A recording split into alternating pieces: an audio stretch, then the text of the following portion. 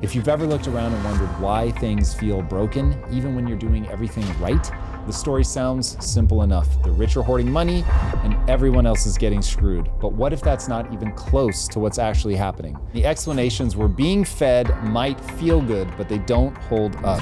Today's guest, Daniel Priestley, is here to expose what's really behind the economic freak show that is devouring young people. This episode is going to shock and validate you. Strap in, because I bring you Daniel Priestley. The debate that you did with Gary Economics, it really showed a thing that's happening, the resentment that young people have for the economy. Yeah. What on earth has happened to build up that kind of anger? The economy is dividing in two. So what's happened is that we've gone from a very much a bell curve economy where if you're an average person, then life's pretty good. Take the 90s, for example. It was probably the best time in history to be average. If you're average, you get a house, you get a car, you get travel, you get everything. All resources have moved towards the middle. And then the thing that technology does, technology creates inequality. So we've got to have a look, why is economic inequality driving so hard and fast in the last 20 or 30 years? And to me, it's obviously technology. And I start with an analogy. And the analogy is, if we were to run a marathon and we had 50 people who are running on foot, and then we gave some bicycles to a few people, and then we gave some cars to a few people, it would be completely obvious why there is a massive inequality in the time. Because a couple of people are leveraging technology and a couple of people are not leveraging technology. So I've personally experienced this because I've grown up in a small town where everyone had very normal jobs that didn't really leverage technology. And then I've ended up as a software entrepreneur and I've built a global business where we have clients in 150 countries, and all of that just happens magically, like just magic. And then people might talk to our customer success team and it's an AI agent, and they may not even know they're talking to an AI agent. So I'm seeing that companies and people that invest in tech and that are leveraged by tech have this huge advantage. So what's now happening, especially since COVID, is that we've got an acceleration happening. So in the USA, over 18 million people describe themselves as digital nomads now. Whoa. Yeah, it's huge. And millions more describe themselves as work from anywhere. So we are seeing this group of people who are on a bicycle. They're using YouTube channels. They're using automation. They've got software companies. They're no coding or vibe coding, custom built applications that make their life easier. And then you've got this majority of the population that are just playing by the rules that the school system gave them. The school system says, hey, don't form a team because that's cheating. Don't be a disruptor. That's cheating. Don't be an attention seeker. That's cheating. And the school system basically says what you're meant to do is become skilled component labor and find an office or a factory or a construction site and go out and plug yourself into somebody else's machine and become a cog in their machine. And if you do that, you'll get well looked after. And of course, those rules have changed. Okay, when I look at the economy, while I concede all of the points that you just made, when I look at the economy, I say the problem is debt and money printing. So it's interesting that you're stacking another problem on top, but one is debt, money printing, inflation. Is that anywhere on your radar as a part of the problem? Totally. So capitalism is such an incredibly powerful system and it gets better and better and better, but then it gives birth to two children. So child number one is technology, and it creates technology that's awesomely powerful, and it creates a disadvantage to those who don't use it and a massive advantage to those that do. The second child is called finance. Now, finance is different to capital. So capital is money accumulated from the past, and finance is money brought back from the future. So up until 1970, the capitalist system ran on capital. So imagine a scenario, I want to invest in something, a business. I go to my dad and I say, Dad, can I borrow $10,000 because I'm going to start a business? He looks at the business plan and he says, it's a bit risky, but I do have $10,000 saved up. I'm going to lend you the money. I've evaluated it based on the risk and the reward, and it's from the past. I saved this money up and now you can take a risk with my capital. Finance works differently. So finance, imagine you go to a business coach and you say, how much is it to get business coaching? And the business coach says, I charge $10,000 for business coaching. You say, I can't afford $10,000. So the business coach looks at your business and says, with my help, you'll be able to afford to pay me $1,000 a month for 11 months. So I'm going to lend you my business coaching now on the condition that we create an agreement that you will continue to pay me into the future. So what the business coach has done is brought money from the future back to the present to get you what you want today by accessing future cash flows. So that's finance. So what we had in 1970s was a dominant capitalist system running on capital. And what we've had ever since is a capitalist system running on finance. We figured out how to finance everything. The other switch is the ability to forecast. So it was incredibly difficult to come up with cash flow forecasts and assumptions prior to things like Excel spreadsheets and all of that. Once we created the technology to look further forward into the future, once we collected enough data, the smart people at the world of finance could say, oh, wait a second, we've got a spreadsheet that says that we can get you to afford this car. We've got a spreadsheet that says we can get you to into this house. We've got a spreadsheet, especially for governments, where we go, oh, you've got this many taxpayers paying this much tax. Oh, we can bring forward all of that money through a banking license, and we'll actually just print that based upon the future forecast and bring it forward. And initially, it frees up a huge amount of productivity. So in the early days of central banking and bringing money forward from the future, all of that money hits an economy that's starved of productivity. All sorts of things could have happened that weren't happening, and suddenly there's a productivity boom. However, very rapidly we burn through all the productive investments that you could make, and suddenly it's all just consumption-driven stuff. So initially a productivity boom, then a consumption boom by bringing money from the future, and then we run out of productivity and consumption needs, and we go, oh, now the economy is stagnant.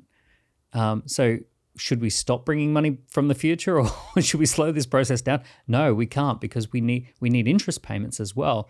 We better pile money back so that we can make these payments, and that's where you spiral out of control. Was there anything in Gary's approach that surprised you? I'd be a little bit rude.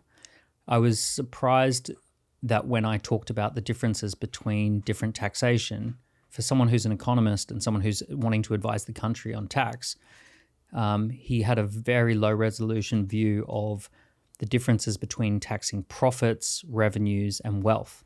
And he almost just cycled between profit, revenue, and wealth without distinction. Even when I talked to him about, when I was trying to explain about inheritance tax versus the taxes trusts pay, periodic taxes, he didn't understand that there were just multiple types of taxes. He just kept obsessing that this number is smaller than my income tax. I wasn't prepared for him to just have such a very low resolution view of it. I know that's so rude to say. I mean, it's hard to say when he's not here in the room to defend himself. But yeah, that surprised me. The more that I learn about the economy, the more that I learn about how the economy actually works, the more shocked I am that this is how things go. But then the more that I look at the way that the next generation is responding to it, I really am surprised by how much they're leading with emotion rather than going into problem solving. What's the solution? And so the popularity of Gary's message, I both get, because I think he has his finger on something, and I will do my best to steel man it and really represent it in good faith. And maybe have him on the show. For sure. I would literally have him on in a second. But in the meantime, I'll do my best to represent where I really think they're coming from. But I have been surprised by that they're getting caught up in what he says feels right, and therefore I don't care if it is right. That doesn't surprise me. He's a mirror of the anger that is out there. Yeah, exactly. So I was prepared for that, because I'm connected to so many people who are angry and upset, and I'm angry and upset. There's no part of me that wants an unequal society. But what are you angry and upset about specifically? Technology? No, I'm angry and upset that young people who work hard are told, oh, it's because you're having too much avocado on toast, or it's because you're not entrepreneurial enough. I feel annoyed that it's been so obvious for 20 to 30 years that we need to change the schooling system, that we need to provide different opportunities, that we need to prepare our economies for this stuff. And we've done none of those things. And we've got a generation of people who have been prepared for an economy that just doesn't exist anymore. So I'm upset about that. I'm upset that the government just seems to make really short-term, knee-jerk decisions. We're not playing a big picture strategy game. We're not thinking 100 years into the future and what it means today. And now we have this group of people who think I'm the bad guy because I've built some technology companies that have scaled up. I'm on a panel having to defend creative entrepreneurship and to basically say it's a bad idea to overly tax entrepreneurs because they are going to be the engine room of the economy and they can do this from anywhere in the world. One thing that I really wish the whole world could understand is something called the clinical method. It was created in the 1700s. And it basically distinguishes clearly between symptoms, causes, and treatments. And it basically says, what are your symptoms? What are you experiencing? What's the pain? And then it says, let's keep an open mind about what might be causing that. Let's have a look at the potential things that are causing that pain. And then only when we understand the symptoms and the causes do we then assign a treatment plan, and then we test and measure to see if the treatment plan is different. Now, when you see a debate between someone who has a view that's perhaps left-leaning and a view that's right-leaning, it's often the case that the left-leaning and right-leaning person can identify the same problem and agree on the problem. And then they're looking at what's causing it, and they might disagree on what's causing it, and they certainly disagree on how to treat it. What is really upsetting is that a lot of people would look at me in my response to Gary's comments. I say, oh, he doesn't care about people. He doesn't recognize that there's a problem. He doesn't recognize that people are hurting. Of course I recognize all of those things. Of course, in that experience, I totally agree there's a huge problem. But I just massively disagree on the causes and the treatments of that problem. Okay, so it seems like a pretty reasonable reaction if technology, money printing, debt, all of it is splitting the wealth, and so that you get ultra haves and ultra have nots, that you would just go tax the life out of the billionaires, literally tax them out of existence. I hear that said a lot. Billionaires shouldn't even exist. Why is that flawed thinking? There's a couple of reasons. Socialism and that sort of thinking sounds like the right thing to do. It sounds like a great idea, and it's not new. Karl Marx came off the back of something called the Engels Pause.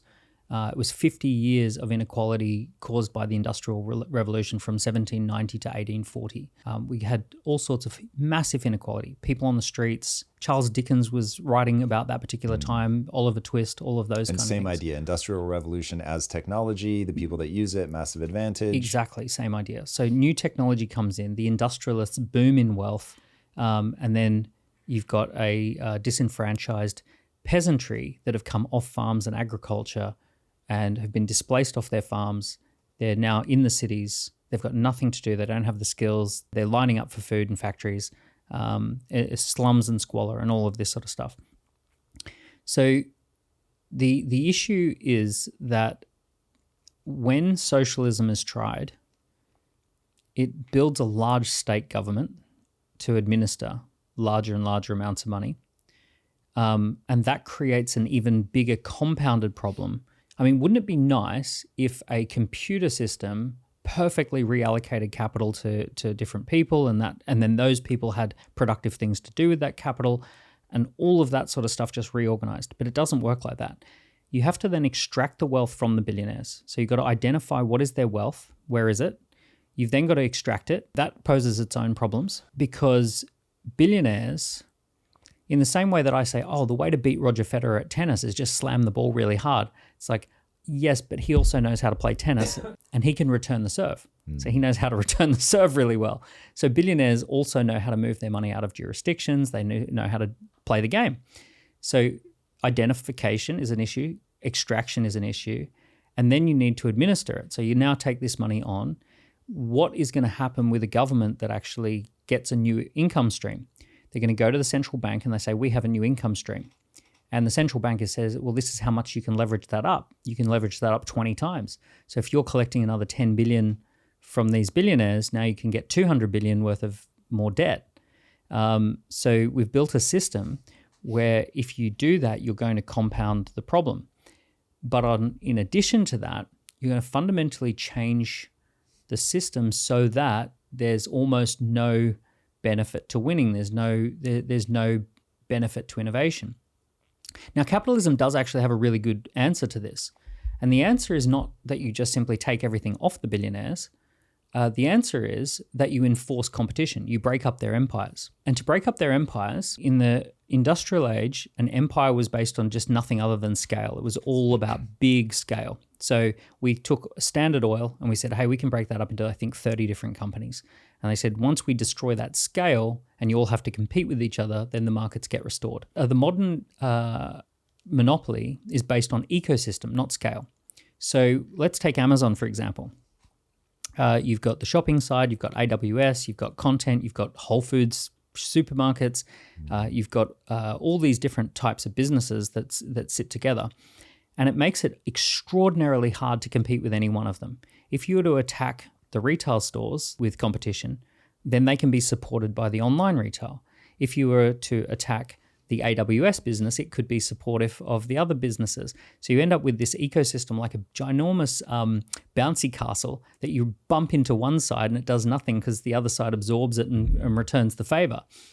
So it's a very difficult problem. Now, the way you handle this problem is you recognize that the nature of monopoly has changed and you break up ecosystems. So you take Google and you say, Google, you guys are going to have to float YouTube. And it's going to have to stand on its own 2 feet and it's going to have to compete as its own business.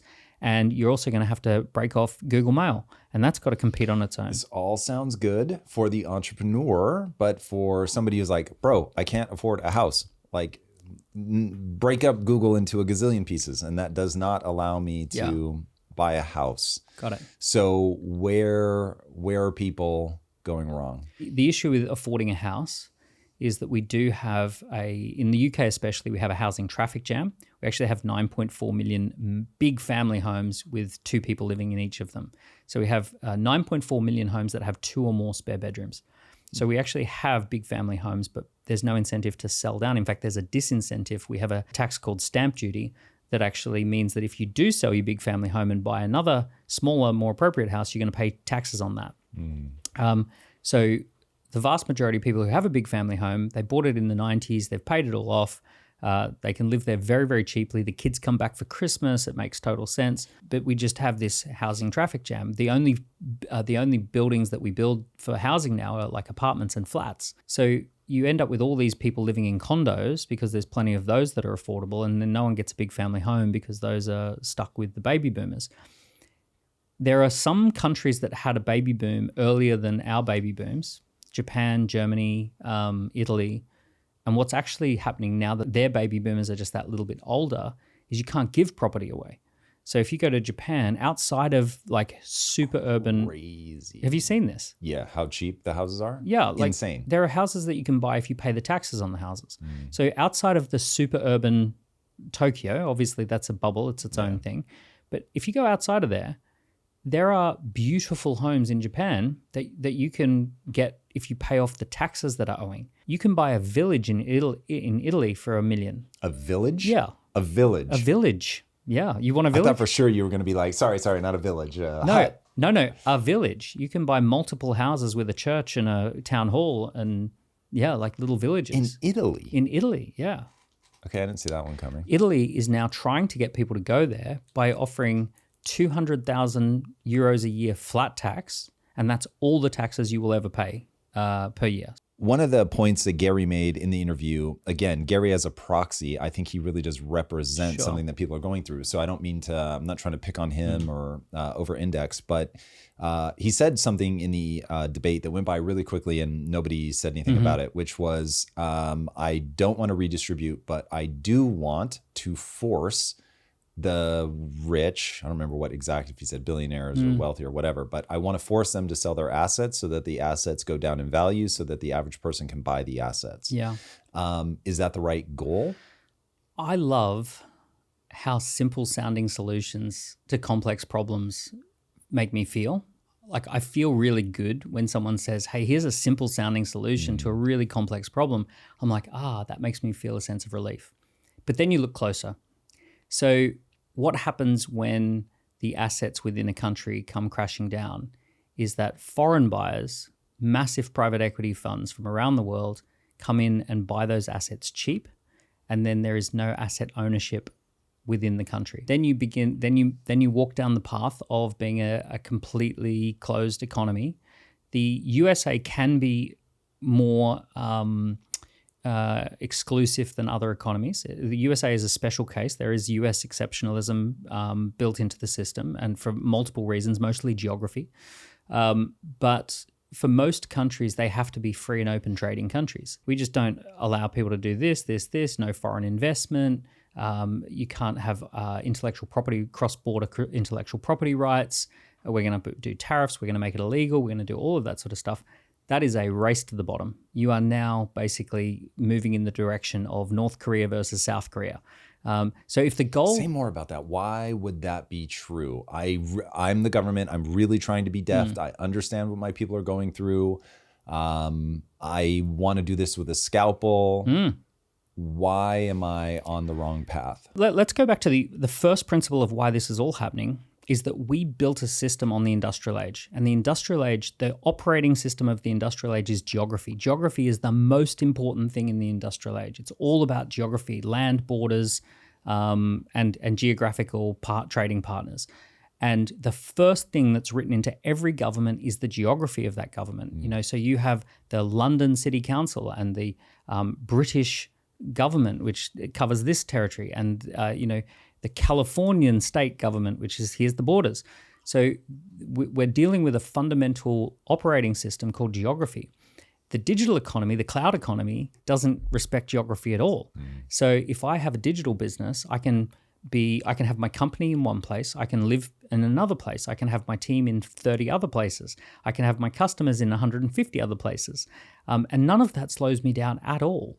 In a geographically unlimited place, as soon as you start making a geography undesirable for productive people and making a geography undesirable for investors and for highly productive creators, then essentially you almost freeze it in time in the industrial age while the rest of the world's moving on. For example, if those sort of draconian laws and taxes continue in the UK, I'll just leave. I will leave. And it's very easy for me to leave. And there are plenty of countries that will give me amazing deals to go. We'll get back to the show in a moment, but first, let's talk about one of the biggest blind spots in your life: money. Most people have no idea where the money actually goes. It leaks out through food delivery, online impulse shopping, and those concert tickets you forgot you bought. Monarch Money fixes that. It's not just another budgeting app. Monarch is like having a personal CFO in your pocket. It gives you full visibility and control over your accounts, your investments, your goals, everything in one dashboard. Over 1 million households have already taken control of their finances with Monarch. It was named Wall Street Journal's best budgeting app of 2025 for good reason. It works. Get control of your overall finances with Monarch Money. Go to monarchmoney.com and use code THEORY to get 50% off your first year. That's monarchmoney.com, code THEORY. This is a paid advertisement. And now, let's get back to the show. This is such a natural instinct that, needless to say, this has been tried before. So what can we see by looking through history when you start just ratcheting up taxes on the wealthy? What actually happens? So some great examples would be Argentina. North Korea versus South Korea is a classic example. East Berlin versus West Berlin would be another example. The USSR versus Western Europe. Ultimately, these are all examples. Of what? High regulation versus lower regulation? Big government, big tax, high regulation, closed borders, all of those kind of policies. They're all examples where we've had A versus B testing. So we've actually done an A versus B test. We've got South Korea that said we're going to trade aggressively with the world, and we've got North Korea that said we're going to be completely insulated. Which one would you rather live in? Now, North Korea has great scores for income inequality. Everyone earns nothing, right? So it's nice and equal society. Yeah. So if your primary goal is equality, is it? I mean, there is always going to be an elite that isn't starving to death. There's one family that's not starving to death, but if you take the millions of people, the vast majority of the population, they have equality. They've got equally got nothing. And then you go to Singapore. Singapore has income inequality, but it also has the best economic conditions of Southeast Asia. It's the place where people are dying to get in there. It's the best thing in the world if you can get yourself into Singapore if you're in Southeast Asia.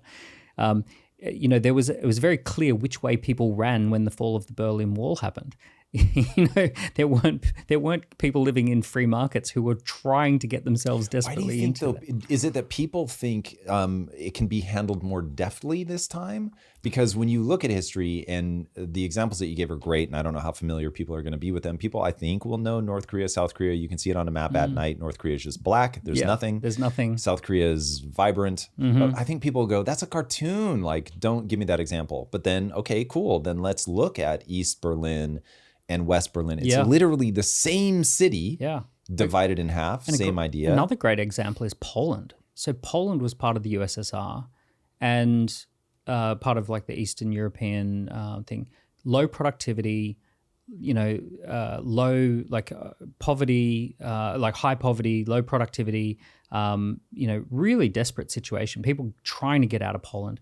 And about 10 years back, they start aggressively going towards free market capitalism and, making sure that they can trade. Literally 10 years ago? It was around that. Yeah. Well, obviously it's 50 years since they were in the USSR. Yep. But then around 10 years ago, they really said, hey, we're going to go rule of law, really big on rule of law. We're going to go double down on entrepreneurship, lower taxes, better conditions for starting companies.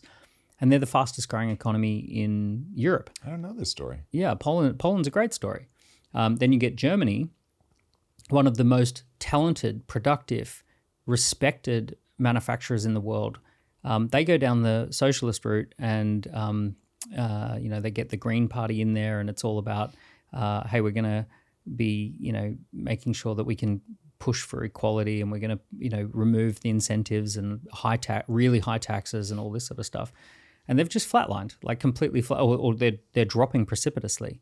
From what measure? GDP? GDP per capita, the levels of poverty are rising, crime is going up, all the things that you don't want to happen are happening. Okay. You and I are both, I think we might be mad as hell for different reasons, but you and I are both mad as hell and we're not going to take it anymore. Gary's mad as hell. He's not going to take it anymore. Millennials, mad as hell, not going to take it anymore. But we're going to have to map out why I think we're all mad. Okay, you broke down the three things. Maybe we're all mad for the right reasons. We see that the income equality is becoming problematic. Inequality. Yep. It's really becoming hard to move from lower class to upper class. Obviously, it's actually not true. I was about to, I think, make a false statement. Maybe you know the data better than I, but certainly people that are upper class have a hard time generationally keeping it. They lose it. I think the rate's like 60%. 60% drop out. Yep. But I think we've had more people join the upper class. The upper class is at an all-time high. Yeah, so fascinating. We're hollowing out the middle class. Okay, so if we're going to put our finger on that. If you actually have a look at the middle class is kind of like drifting down, but it's caused by people going up to the upper class. So down though, right? And then there's a slight increase in poverty. So it's mostly ticking But it's actually, if you look at the data, it's actually that a lot of people are joining this. There's a very big frustration that when you and I were kids, we did not have any insight whatsoever into how other people lived. There was maybe a TV show called Lifestyles of the Rich and Famous. There was a few tabloid magazines that showed houses that people lived in, but it was not in your face. Occasionally, like me growing up, I probably saw one Ferrari on the road in my entire life up until age 20. And I remember it going past and going, wow, I just saw a real life Ferrari in the wild. So there just wasn't the same exposure to lifestyles of the rich and famous. Today, you are just bombarded with, here's a 17-year-old who floated his company on the NASDAQ, and here's a 23-year-old who has 16 cars in the garage. And, so there's also a sentiment that this is amplified. But is it just that people are now able to see it, or is there really a problem? No, there's going, well, even if there wasn't a problem, there's going to be a problem. This problem is going to get big, really big. with AI coming in. Like AI is going to really accelerate the difference. We're going to spend a lot of time talking about AI, but before we get there, I want to make sure that people really understand what's happening now so that they know how they can get out of it. The biggest cause, let's stay at this problem level. The biggest problem, the number one problem is I can't get a house. That's the biggest problem. If you benchmark your life by your ability to buy a house, this is the worst time in the last 100 years or 80 years to be able to try and get on the housing ladder. It is disgusting. Why? Well, because the government inflated currency, and anyone who owned fixed assets like houses, the houses inflated alongside the currency, and essentially the value of labor is dropping because of automation and technology. So you get a double whammy of labor, kind of like the value of your time and labor and skills drifting down. At the same time, the government's inflating up and the houses are keeping pace with inflation. So what those two things have done is they've said it used to be that your income times 4 is how much the house is that you would live in. And now it's your income times 9. Woof. Right? That's the big one. So, and that just feels completely unattainable. So, for example, the house that I live in London, it's a massive 7-bedroom house, beautiful garden and all that sort of stuff. It would have been a house that if you look at all the people who've owned that house, I don't necessarily think that you would have to be a global entrepreneur, winning entrepreneur of the year or being a best-selling author to get that house historically. Whereas it now feels like if you're going to live in a big house, or if you're going to buy a big house, you better have sold a company. you have to have done something really extraordinary to get what would have been a big family home not that long ago. It probably would have been a doctor's house, or it probably would have been a dentist's house, or it probably would have been someone who was, a senior manager in a factory that employed 100 people or something like that. Maybe it would have been, someone who worked at a senior level of a newspaper. I don't know, but it wouldn't have felt like impossible, because if you were to take the historical value of that house, maybe you earn 100 grand and it costs 400 grand. Well, now if you earn 100 grand, you're going to pay 900 grand for that. Right. All right. So this housing problem, getting on the housing ladder, trying to get on the housing ladder while it's still inflating. I'm going to give you my breakdown on the money printing side and how we end up here. If you think I'm going wrong, let me know. But I think it's very important that people understand this. So every time somebody gets the privilege of being the reserve currency, they abuse it. And they abuse it by bringing on debt. And the reason that they can bring on debt is because they know they can print money out of literal thin air, counterfeit money to pay off that debt or the interest if they need to. Certainly what the US has done, this is exactly why we're $36 trillion in debt, because we know that we can print money to cover things like the 2008 housing crisis, when banks fail, the auto industry at one point. I mean, just on and on and on and on and on. We can print our way out of it. People mistake the buying power of the dollar going down for asset prices actually going up in value. There are times, like Austin's usually the example that I use, where you have a massive influx of people because Austin just got cooler. And so people are like, oh, I want to be in Austin. And lower tax. Right. And so people flock in, low tax, got cultural energy, partly because of low tax, attracted people. And now those property values begin to go up, like actually go up. There are fewer properties, and so they're worth more.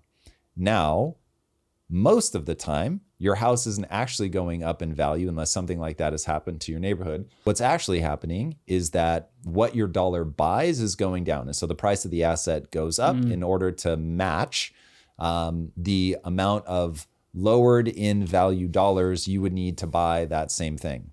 Because people understand a house as an asset in a way that they'll never understand shares in a company, because you can't live inside of a share in a company. You're not going to make cool memories with your kids with the shares in the company. But man, you can like raise kids in a house and like you really attach, and people just get it. Yeah. And so when the buying power of the dollar plummets and the house holds steady at like purchasing power, essentially, it seems to be going way up in value. So people think, oh my God, like we've got to push people, buy a house, man. This is the greatest way to make money. when in reality it's basically just a forced savings account that costs you a fair amount of money to upkeep, taxes, all that. A long period of time, houses were just seen as a utility. Like they were just like, my grandparents never thought about housing as something that would make money. Housing was just utility. You live in a house because you need to live in a house. It was not an investment vehicle. And it probably would have more of that vibe if it wasn't for money printing. Exactly. And so getting people to understand this is my hobby horse. My audience will have heard me talk about this a gazillion times, but money printing becomes the problem. Money printing is immoral, in my opinion. The government ought not be doing it. Federal banks probably shouldn't exist. I'm doing a much deeper dive on that now, but like the fact that people do not understand money printing, to me, even though I buy into what you're saying about technology, I get that feels like another nuanced piece to the puzzle. But like the big offender in all of this, from where I'm sitting, is the UK took the sterling when they had the reserve currency and knocked out 99.9% of its value. The US is rapidly doing the same. Over the last 100 years, the dollar's gone down well over 90% in value. And so that creates this illusion that the asset prices are going up. Yeah, and there are also good reasons that people fire up the money printer, because when money is in fixed supply, you run out of it. So for example, if we did have just gold coins, as your economy becomes super successful and you're producing all sorts of new value in the economy and incredible innovations happening, you actually just run out of gold coins. And it becomes this real problem. The market forces money printing in one sense because it starts creating IOU notes. So for example, if we ran out of gold coins and you and I wanted to trade and neither of us actually had physical gold coins, we would of course create a trusted IOU note out of thin air, in which case we can do that. And then a small circle around us start to say, oh yeah, I trust Tom's IOU note. So if you've got one, I'll start trading it. So I think before the greenback, there were 300 US currencies, and they were basically IOU notes because we ran out of physical products to trade. The history of money is crazy. Yeah. Most people do not understand it at all. But that PSA is merely me trying to get people to understand your dollar's declining in value, your house isn't going up in value. But it's also important to understand it's not like some evil boogeyman comes along and says, well, very evil. And okay. I'm happy to have this debate, but know that I become wildly unhinged. So yes, the evil guys get in a room in Jekyll Island and they come up with the plan. However, he means that literally, Jekyll Island. It's the whole thing. Read the book. Yeah. So yes, the evil guys show up and do that, but it's unavoidable. It doesn't know. Evil guys will show up and they'll, if you put food down, ants are going to come to it. When you hit this particular problem, then the evil guys have to come along and come up with some additional plan, right? And the issue is that you can't have a fast-growing economy. It's very, very hard to have a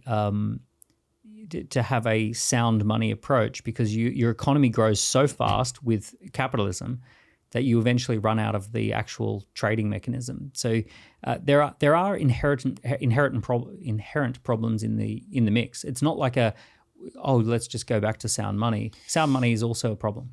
Okay. So, man, dear audience, we're going to drag you into some of the complexities here for a second.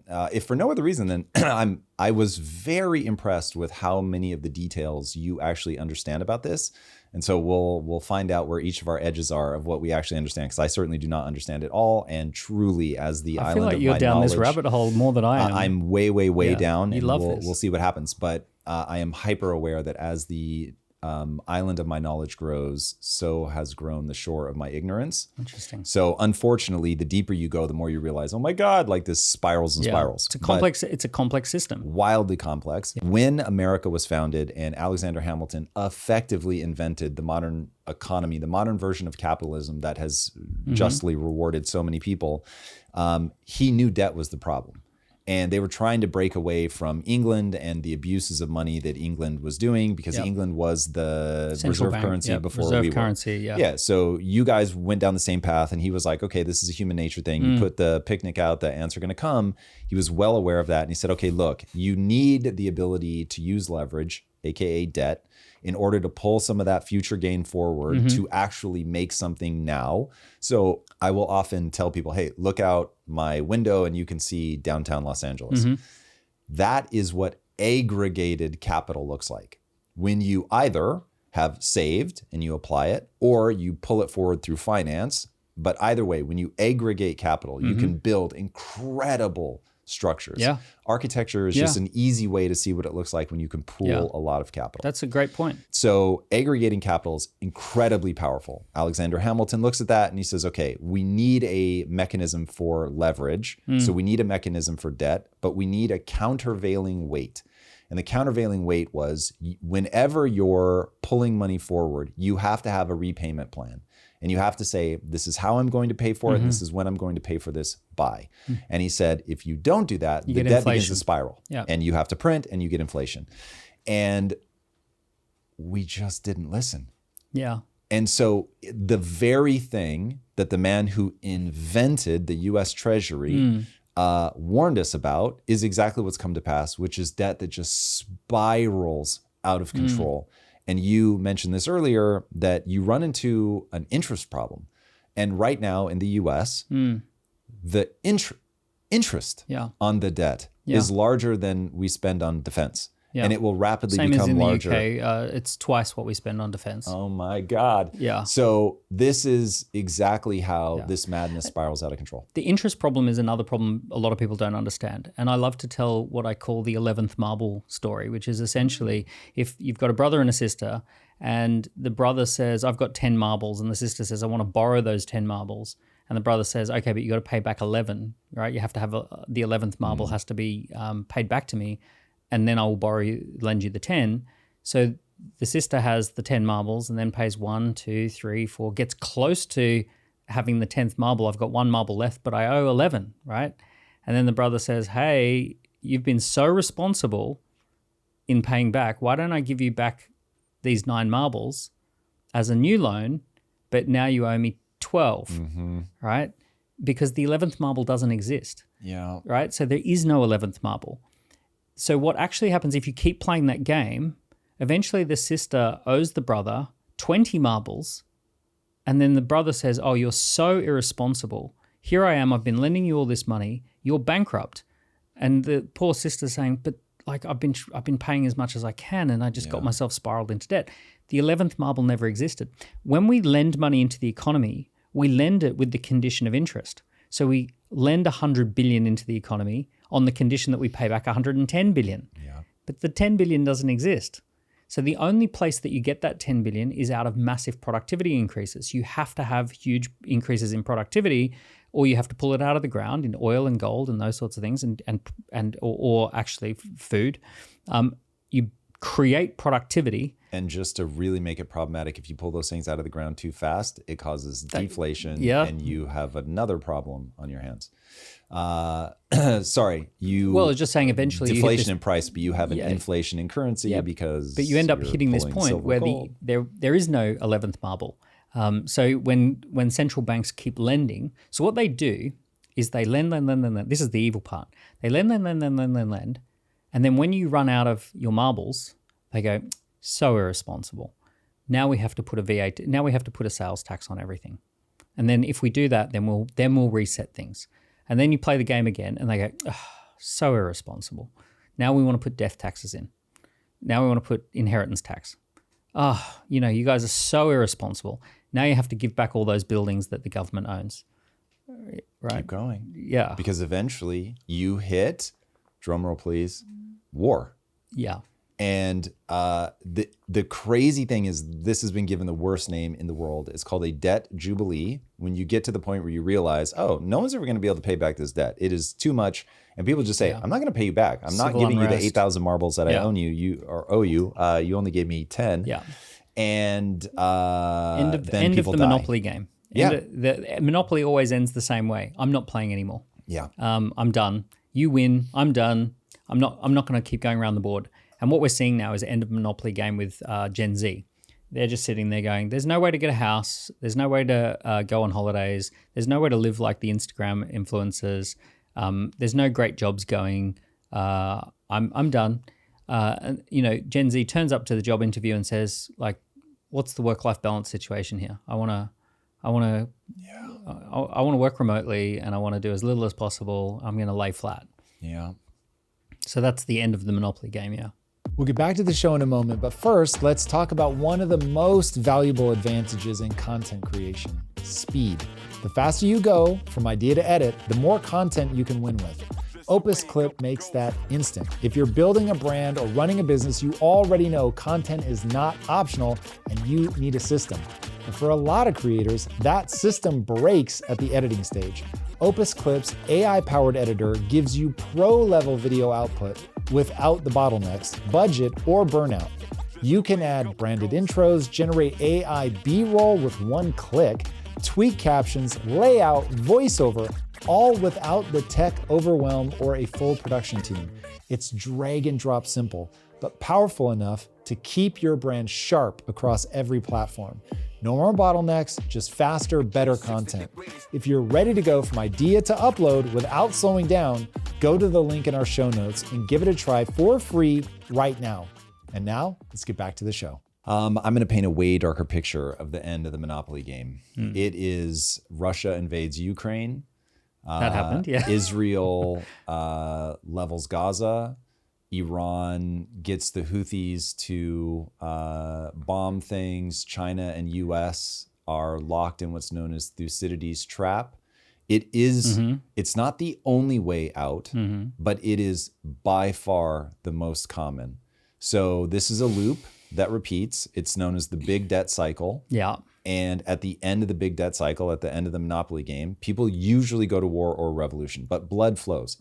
It's the only way to get people to be okay with, hey, all that money I owed you, I'm never paying you back. The only way to make people okay with that is you just kill so many people that people are like, I don't care anymore.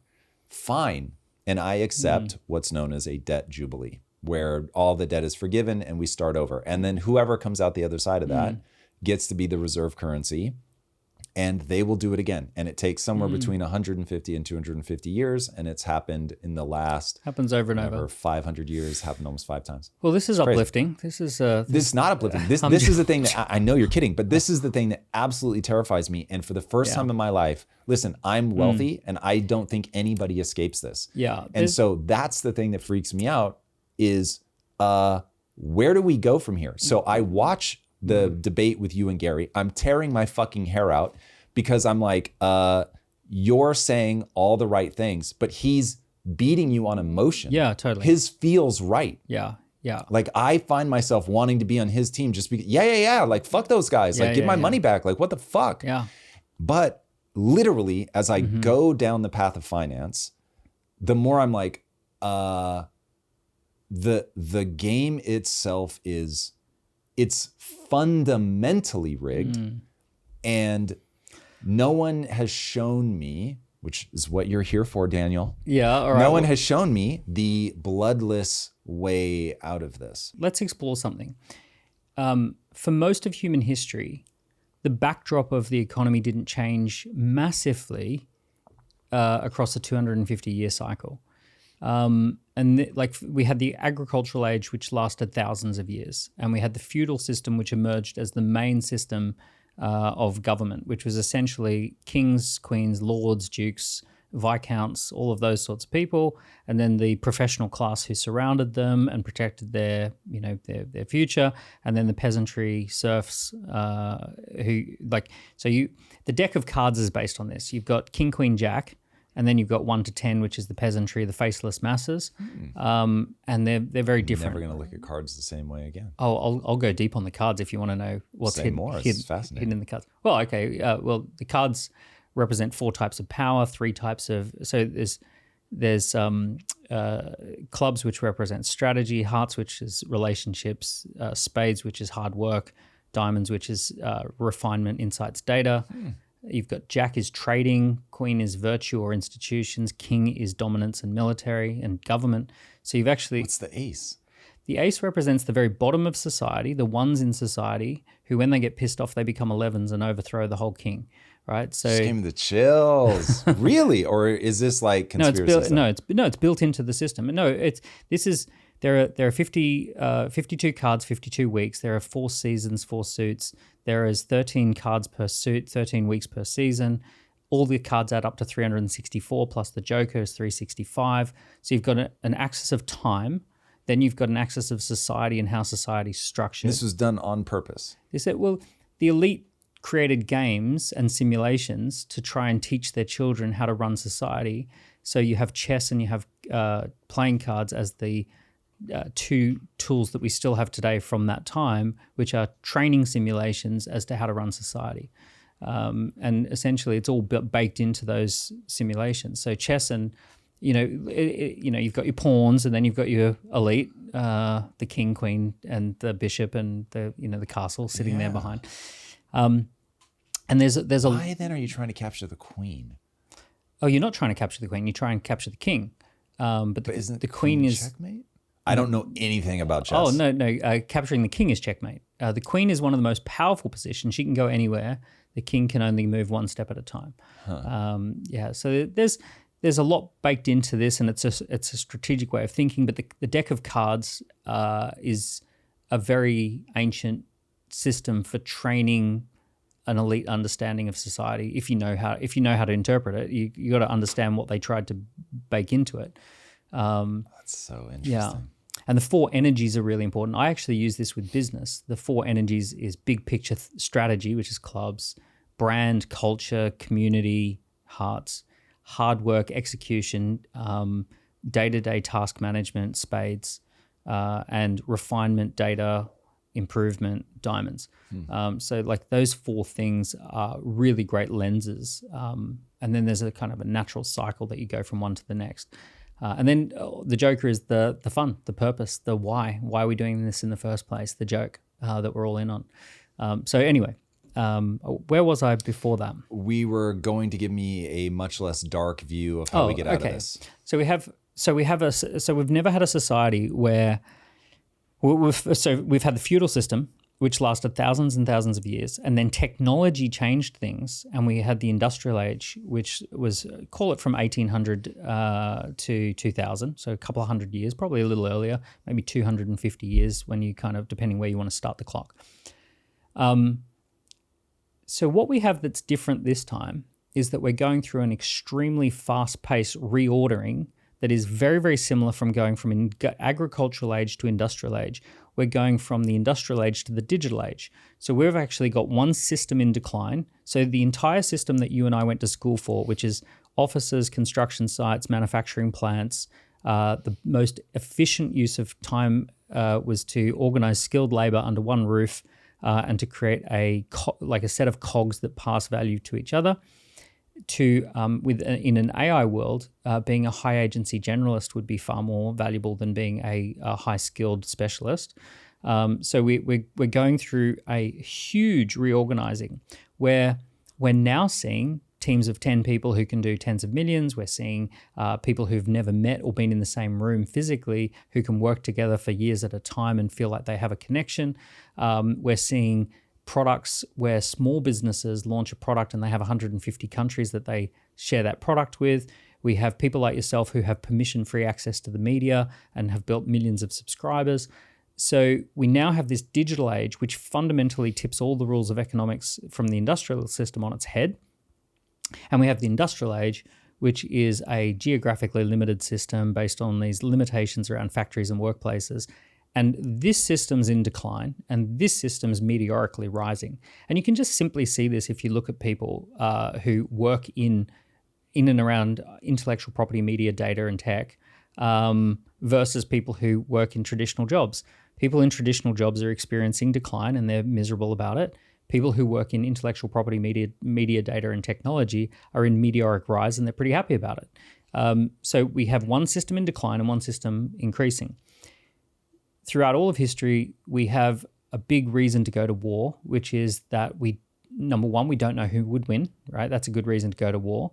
Number two, that's a terrible reason. That's I'm not. Not when that I people say, don't take it. When I say it's a good Lord. When I say it's a good reason, if people are absolutely certain about the outcome, no one goes to war, sure. right? Mutually assured. Not the people that are going to lose anyway. Mutually assured destruction, ironically, was one of our greatest peace strategies. Having nuclear weapons on both sides of the fence meant that no one went to war because they knew the outcome. So when the outcome is uncertain, then you have a hot war. People went to war because it was very, very hard to communicate. So how do you, how do you interpret these languages and all of this sort of stuff? It was very, very hard to understand what resources were available and shareable and all of those sorts of things. Technology solves a lot of those problems. So people who went to war from Britain with German soldiers were very easily able to dehumanize and other the people on the other side of the trench. Whereas we're now having a different situation where a lot of people have lived and worked in Germany. Brits and Germans are very close. You can easily interpret. You can actually just have an AI that simultaneously translates a conversation. You can talk to anyone. This does not feel true to me, but I don't want to derail us here just because Russians and Ukrainians are killing each other en masse, World War I style, absolutely. Yeah, but horrific. you'd be shocked at how, like, compared to previous wars, how like ineffective a Russian invasion has been in Ukraine. Like historically, Russia would have steamrolled through and taken, not by now, 3 years in, they would have had 12 countries by this point. This has been largely contained to the Eastern Front, and it really hasn't moved.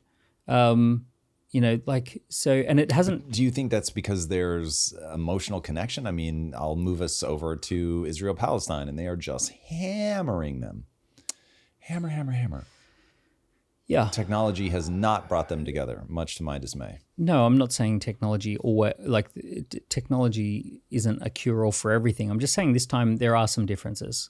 I am saying that we do have a system in decline at the same time as a system in the rise. These are two very incompatible systems.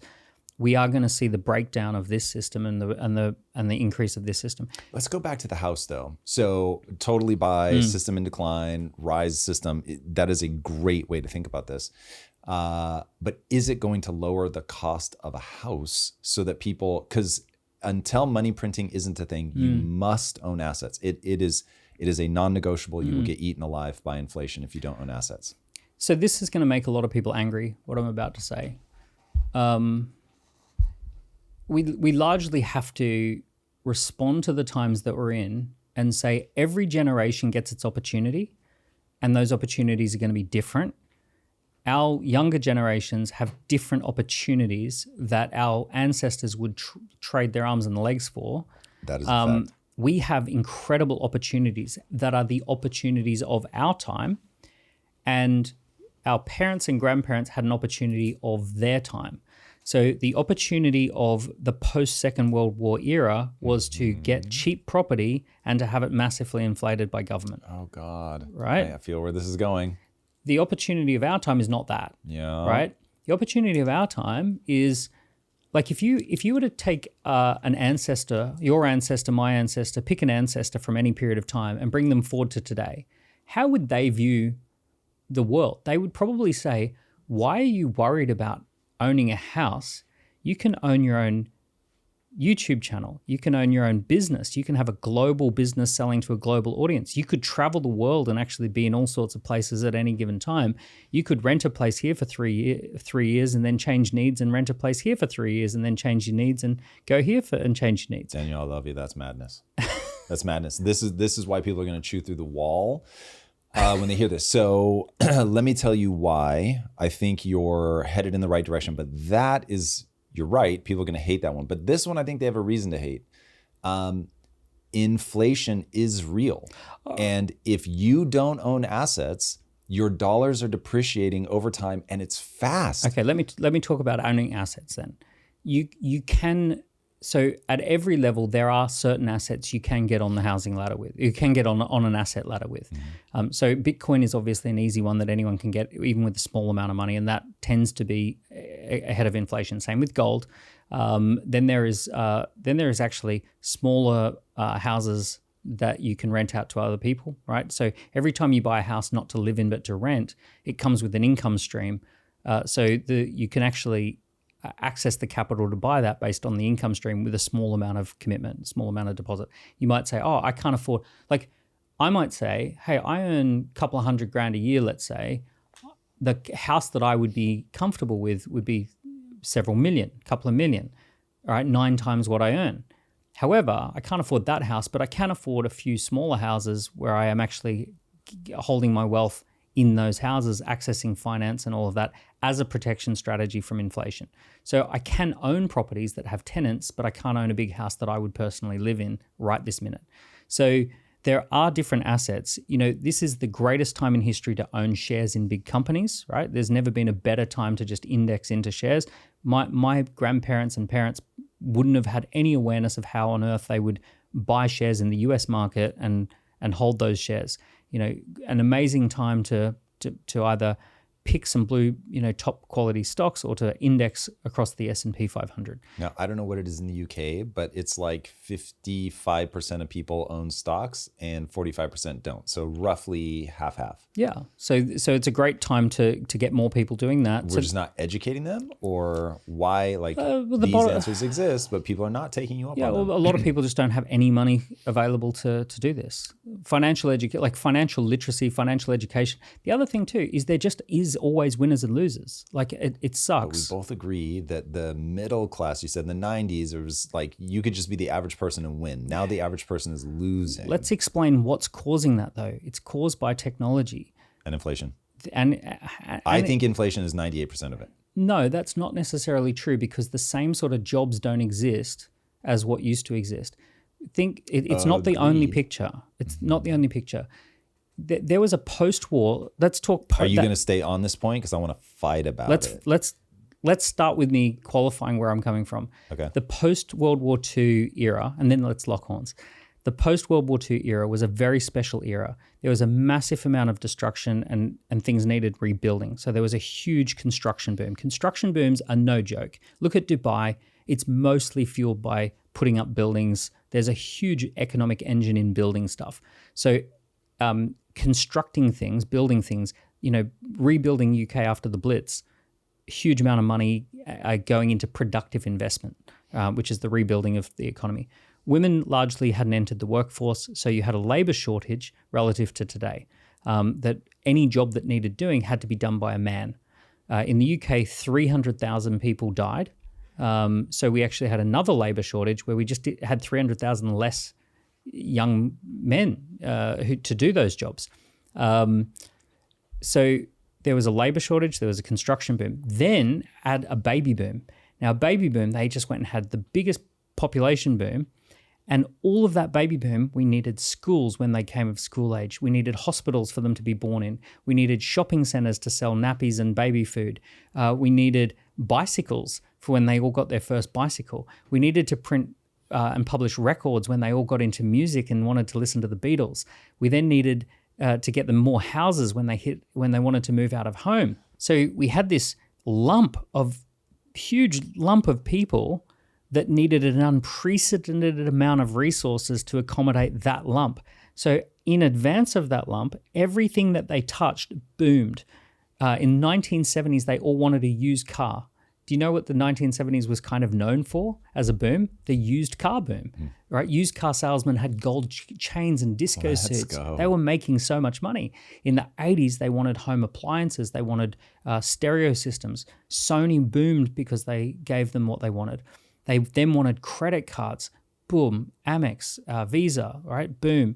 Then they wanted to fill their houses full of furniture. IKEA, boom. Walmart, boom. So everything the boomers touch, they boom, right? And, the same people who were screaming at the Beatles are now in retirement. They're actually in their retirement years. So they're screaming for healthcare and they're screaming for these things. And they've also accumulated this. The generations after the boomers are smaller than the boomers. So we actually have surplus created by the boomers, which now doesn't require economic activity to absorb that surplus.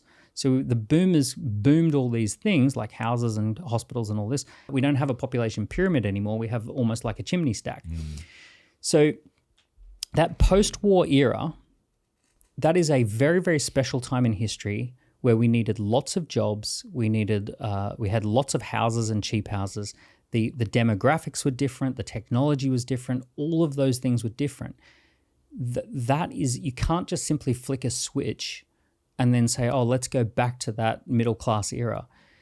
If we then look at the technology of the day called the factory or the workplace or the office, it was an amazing technology that had a superpower. And the superpower, let's call it an office building.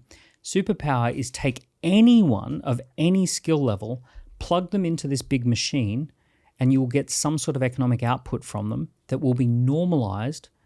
The economic output of Arnold Schwarzenegger or Danny DeVito on a factory floor is almost the same. So if you had Arnie sitting next to Danny DeVito and they're both working together in a factory, there's not a huge opportunity for Arnie to go that way and Danny DeVito to go that way, because the factory environment normalizes the economic output of each individual regardless of differences. Same as the office environment and the construction environment. These are environments that just normalize value. Now, if the environment is normalizing value, everyone gets paid the same and everyone's happy about that because they can kind of see, I roughly do the same amount of work as this person.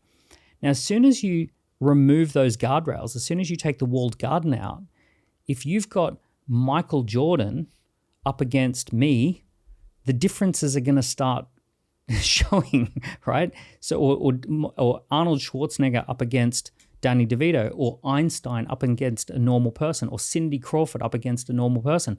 Suddenly, as soon as you remove that walled garden, you just go, oh, boom, we're going to go up. You're going to be paid this, and you're going to be paid this, right? So now we don't have a middle. We actually have widening inequality based upon the fact that we don't have a collective environment that normalizes value anymore. So this new economy that we're in, unfortunately, is a lot like athletics. It's a lot like the music industry. It's a lot like the book publishing industry, that you end up with people who are in the right place at the right time with the right talent, getting extraordinary results. So it's called a power law of distribution. So the digital environment, 80-20. It creates, or the 90-10. It creates a power law distribution. Over here, the old world is a bell curve distribution. But unfortunately, that bell curve distribution was created by the technology of the day, and this distribution is created by the technology of the day. All of that sounds true. Totally buy into all of that. The reason that I think the much bigger problem is money printing is because you make it impossible for somebody to save their way to success. So there are great stories of back in the day, a janitor who's making less than a poverty wage is still managing to put some amount of his money away. Usually if they're going to get a return, it's into the stock market. Okay, so they figure out that you can buy assets. For the person that's putting money under their bed, the problem ends up being that if they put $100 under the bed, it literally becomes 10 cents. And the reason I think you're so right about houses is that people understand them. You don't have to teach them. You don't have to make a really complicated card game. It's just you can live inside of it. People get it. Oh, put my money in that. That's the thing that will allow me to retire. Cool. I get it. I live in it, high utility, and it will let me retire. The thing that people understand intuitively about money is I make $10. If I only spend $9, then I get to keep one of those dollars, and they're going to add up over time.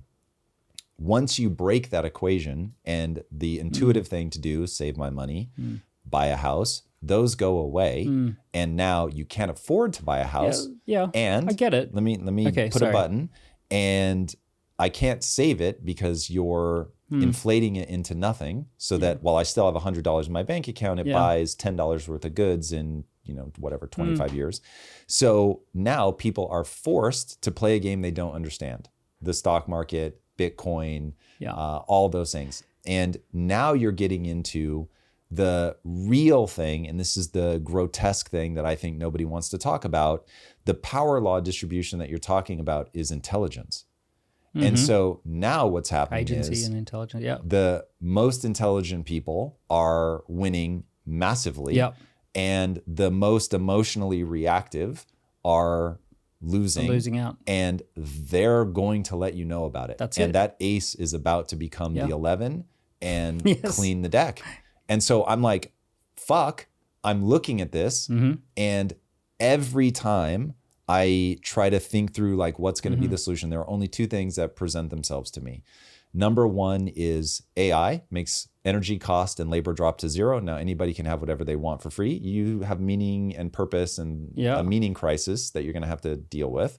But hopefully the Gini coefficient thing will cease to be a problem. So the Gini coefficient, for anybody that's never heard of that, is it actually doesn't matter if you're rich or poor.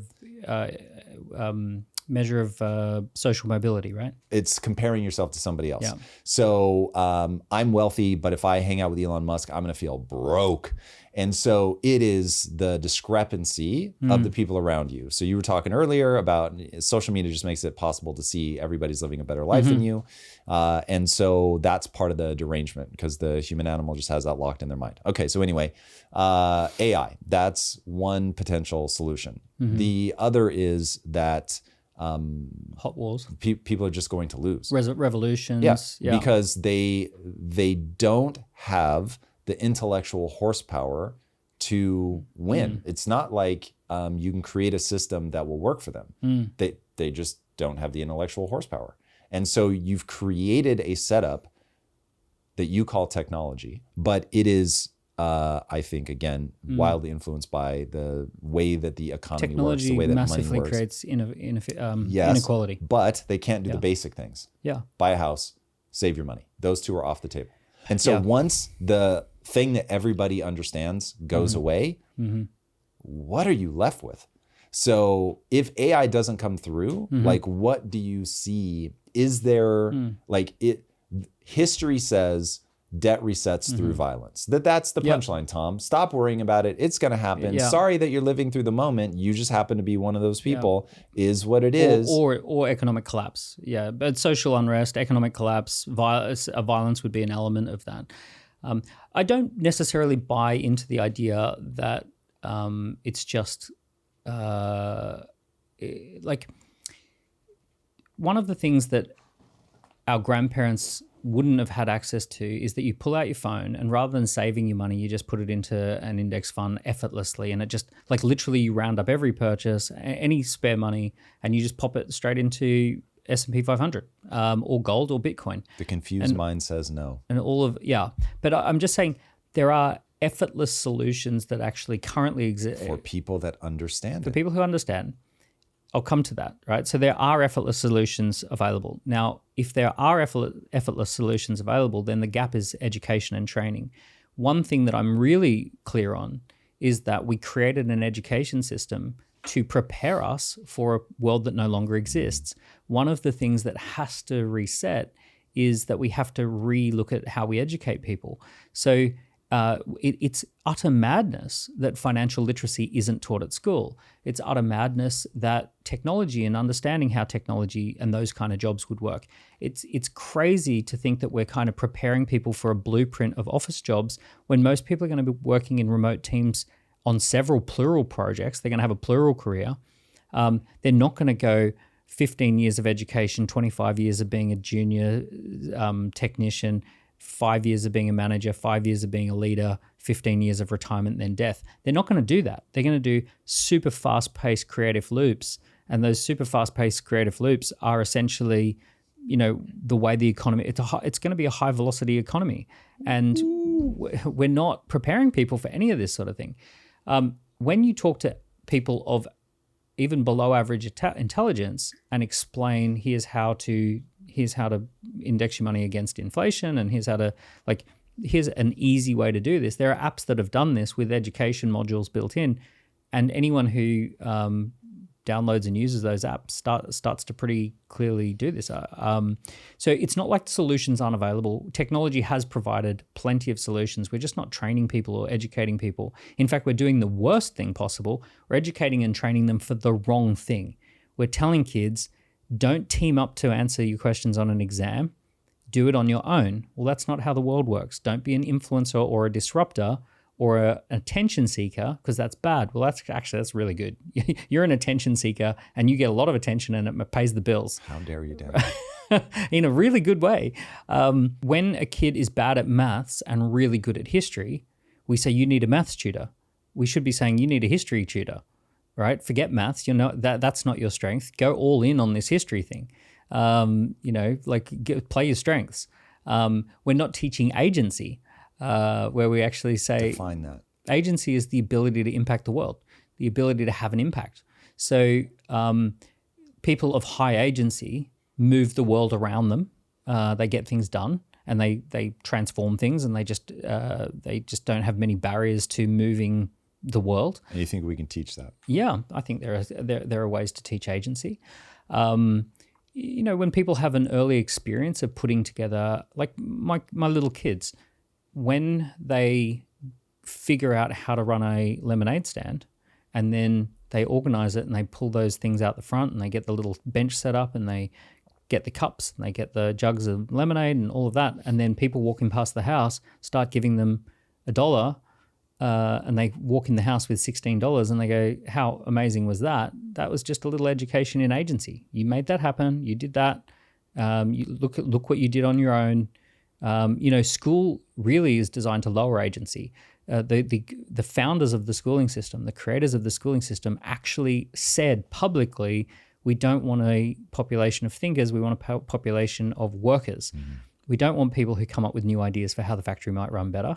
We want people who just do what they're told, hour in, hour out, and clock in and clock out. So they built a system to kind of replicate that, which I'm not critical of that. That's probably what the world needed at the time, and we thank our lucky stars for all the things that system produced, but it's just not the system that we need right now. So education is a huge thing. Now, we also have YouTube channels where you can get all sorts of education freely available anywhere in the world with an internet connection. So the education actually exists as well. And you can ask AI all of these questions, and it will start giving you solutions. So the cool thing is the solutions do exist to these problems. It's not wildly difficult to stay ahead of inflation. Like it's not that hard to do. If you're talking about savings, just rather than holding savings in a depreciating fiat currency, just hold your savings in S&P 500, or hold your savings in gold, or hold it in Bitcoin maybe. There are ways to do that, and it's on an app on your phone, and it's as easy to use as a bank account. Yeah. What I get hung up on is all of those things exist now. People do not avail themselves of them. Could we educate our way there? I hope so. Can I also be critical? Yeah, please. There is no power in thinking about the system. The system is far too big and complex, and countless millions of very intelligent people have lost their entire decades thinking about how the system should run. The capitalist system, or the free market system that Adam Smith created, basically said, you do you, right? Make the decisions based upon your life and your inputs, and go as hard and as fast as you can and make the best decisions for you. And it actually said, there's this weird thing called the invisible hand of the market, and if you do you, ignore the system, just go out there and make your success of your life. And he said, if everyone does that, everything gets better.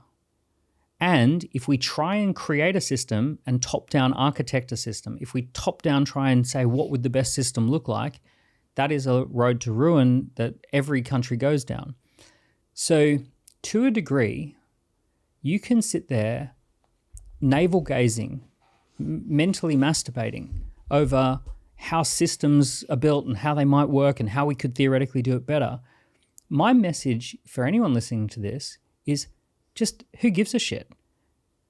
Get yourself in order, get yourself your savings account, get yourself your investing account, get yourself online, start educating yourself, start a business, join a business, get a mentor, go and make as much money as you possibly can, live the greatest life that you can. If you want to move to Bali, move to Bali. If you want to be a remote worker, be a remote worker. If you want to launch a YouTube channel and that for you is your best opportunity, do the stuff that works for you. Be self-interested, right?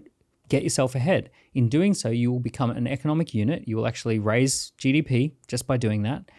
And when millions of people make their own decisions based on their own self-interest, that is a collective set of people absorbing data points and responding to data points, and we end up with the free market, and we end up with the invisible hand of the market. And historically, again and again and again, when the invisible hand of the market is firing on all cylinders, everything gets better for everybody.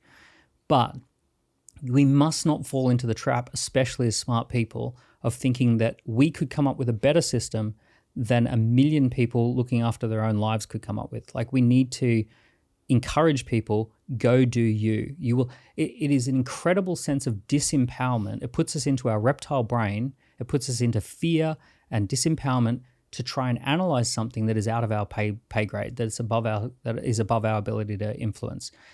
We might as well be sitting there thinking about how to terraform Mars. It's like, we're not involved in that conversation. Like, there is no individual who can make this. Even the people in charge of the system can't control the system. So I guess what I'm saying is, when I get into a debate with Gary and he's like, oh, the answer is this, the answer is that.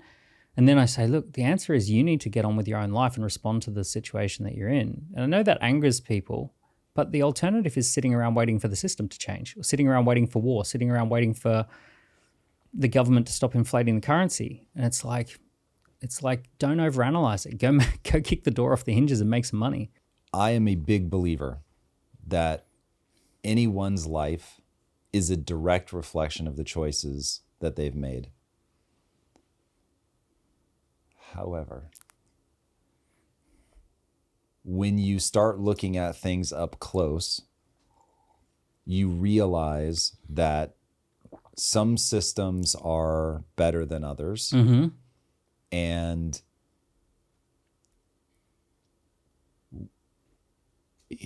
the long arc of history bends towards justice so far. Mm-hmm. When you look backwards, it's like, whoa, I'd rather be alive now than any other moment in time. It's entirely possible that we're about to hit longevity escape velocity and that people can actually live forever. I mean, there's just really, really amazing things potentially on the horizon. So even though people might feel a nice pull to the 90s, I really would rather live right now.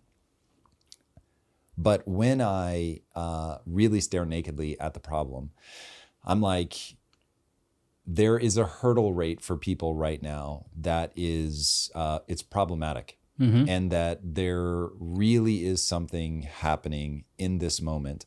And my whole life, I have thought from the perspective of the individual. Mm-hmm. And I think it's the right level of analysis. And I want to be very clear.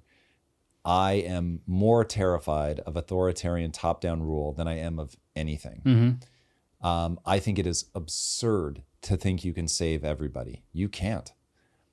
No system is going to save everybody. I have read so much about Mao's China, Stalin's Russia, 75 million dead, 25 million dead. Yeah, just eating your own Stalin, children, to the point where my community gives me a hard time because I talk so often about eating children. But the reality is, you starve people long enough and they start eating their kids. Crazy but true. So I have a deep and fundamental terror of top-down authoritarian rule. It is the thing that scares me far more than anything else. But when you start looking at just, there are default systems that, for better or worse, we pass through them, whatever, in a capitalistic system that were better for the average person than now. And so I don't know if it's just where I'm at in my life. I don't know if it's you stare long enough into the abyss and the abyss begins to stare back. I honestly don't know, but I can find myself going, I refuse to settle for the only people that can be helped are the people that... That's not what I'm saying. No, and I don't think it is. And I want to be very clear. I'm not trying to paint you into a box. I'm trying to invite you into my madness, if I'm completely honest, and say, I used to sell a t-shirt, this is everything is your fault. I still believe that that is a way better way to live your life if you embrace... The genesis of mass starvation, destruction... the genesis of 75 million dead in China, the genesis of Stalin's Russia, the genesis of all of that is, hey, the economy's not fair. Some people tend to get ahead and some people don't get ahead. It's not evenly distributed. These people seem to be doing better than these people. Wouldn't it be great if the government steps in and created a better system for everybody? Like at no point were they saying, hey, let's come up with a system that starves our population and causes parents to eat their children. None of that was the plan. These are the unintended consequences. The unintended consequences of wanting to do good and thinking that we know better than markets is death and destruction. The unintended consequence of being an asshole and saying, let people get on with their own lives is affluence, widespread affluence. And we see this every experiment that this has tried. When governments are small, there is no such thing as a small government that didn't take out lots of debt, that let the citizens get on with themselves, that collapsed and, did terribly. There are countless examples of big governments trying to control their population and trying to build a better system for everyone that lead to death and destruction and starvation. I hope in all the words that I've said, you don't hear me saying that. So I don't want more government. I want less government. Mm-hmm. My thing, if I were going to summarize all of this, is what I heard you just say to me is stop thinking about the way the system works and just get on with it. And I'm saying, well, that's what I said to the listener. Feels real to me. This feels like now is the moment to think about the system. Now is the moment to realize we've come a long way away from what Alexander Hamilton had in mind when he wrote the Federalist Papers. And what he wrote in the Federalist Papers is way smarter than what we have now.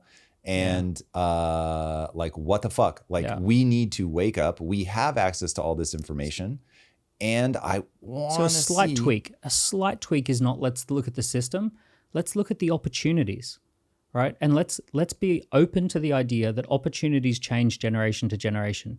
The opportunities that my grandfather had was to buy a house and let it go up in value.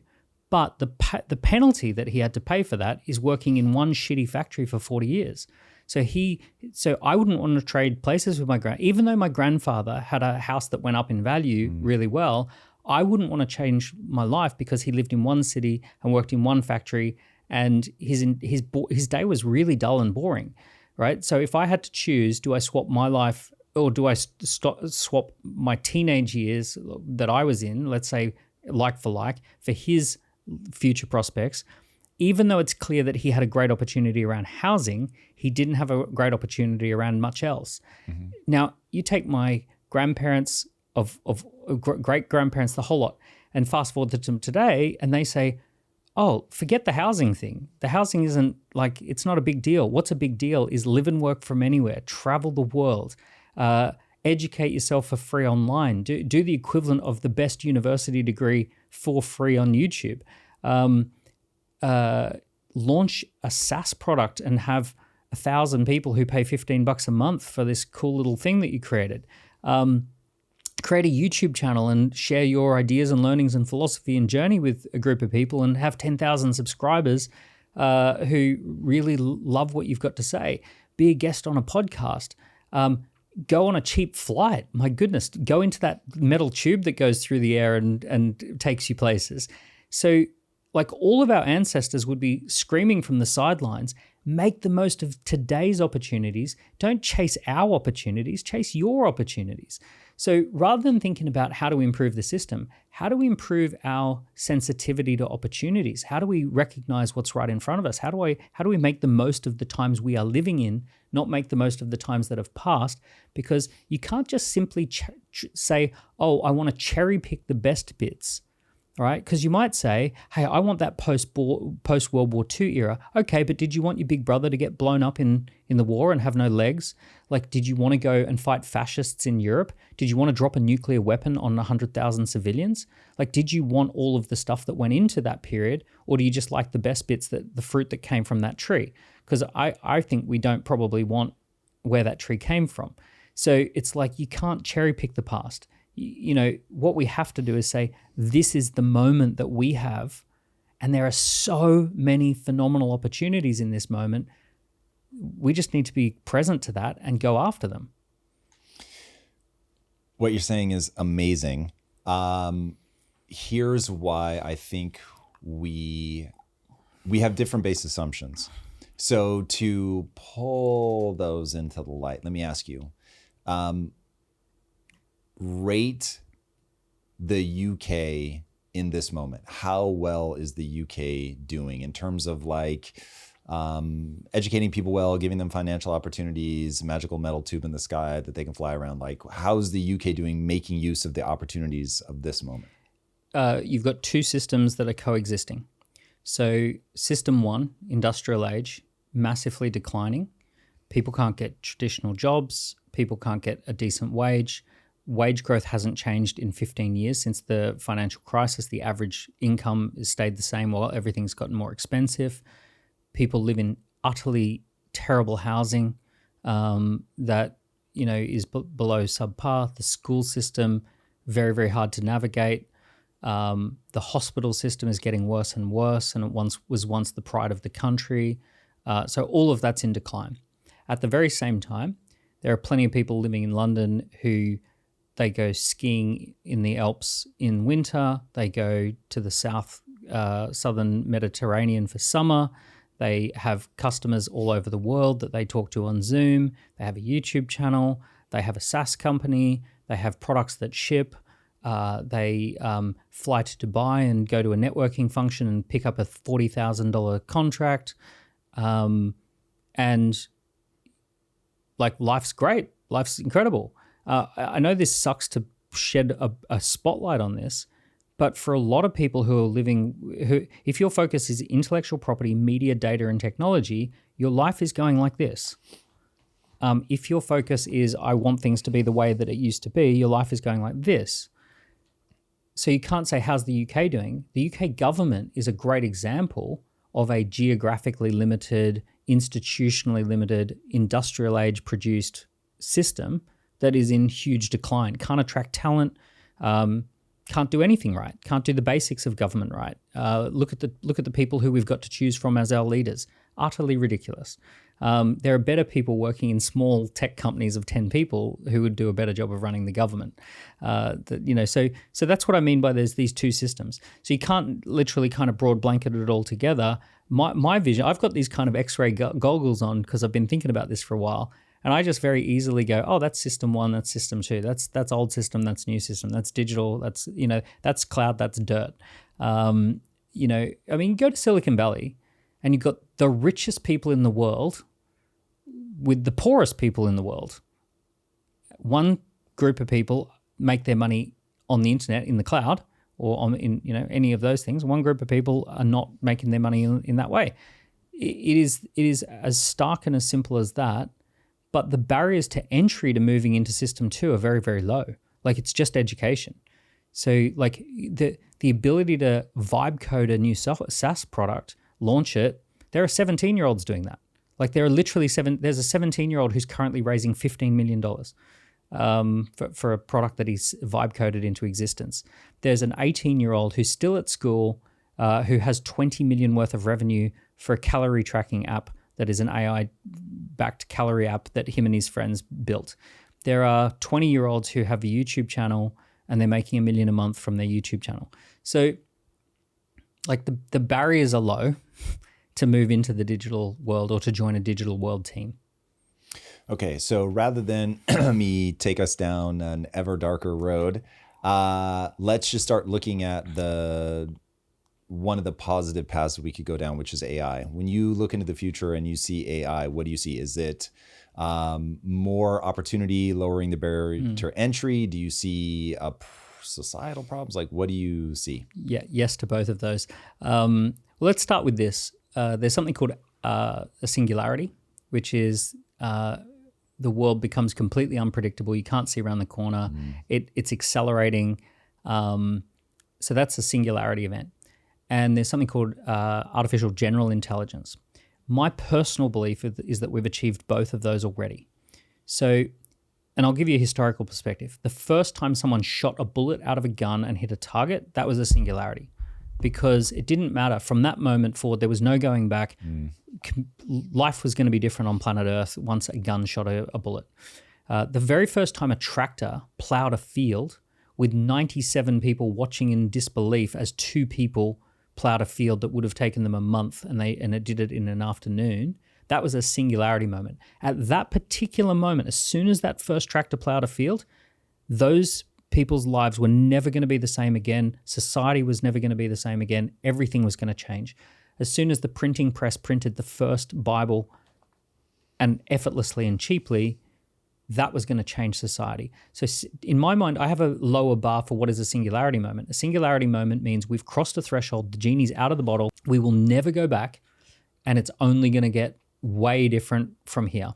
So in my mind, enough has happened with AI now that we're past the singularity. This means we can't see around corners. We don't know what's coming next. It's getting faster and accelerating. It's beyond exponential growth. It's accelerated exponential growth. The society and life is in a complete, total set of change, whether you know it or like it or not. So that's part one, is we are past the singularity, and it's just a matter of time now where everything reorganizes around that technology or with that technology in mind. Part two is artificial general intelligence. So I also believe that's happened. Some people say AGI means that it is like a human. I don't think it needs to be like a human. I think a plane is nothing like a bird, but it gives us flight.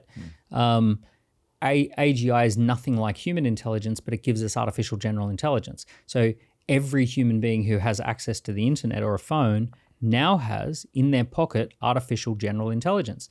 They can access a doctor, an accountant, an engineer, an artist, a poet at better than a general level. And the net effect of that is artificial general intelligence. Even though it needs to be guided by a human, even though it needs to be human in the loop, we now have artificial general intelligence that's widely available. I personally would now feel more comfortable talking to an AI about my health than a GP. I get more from an AI than going to a general practitioner. I dump my health data into an AI and it gives me insights that my GP won't give me. I do more on AI for legal contracts than I do with my lawyer. And 10 years ago, I would have spent a lot of money with my lawyer. Now I just spend time with the AGI. So in my mind, we have actually got AGI, and we have passed the singularity. The net effect of those things are happening. People are going to hate that, and they're going to dispute, and they're going to give me the technical definitions of those things.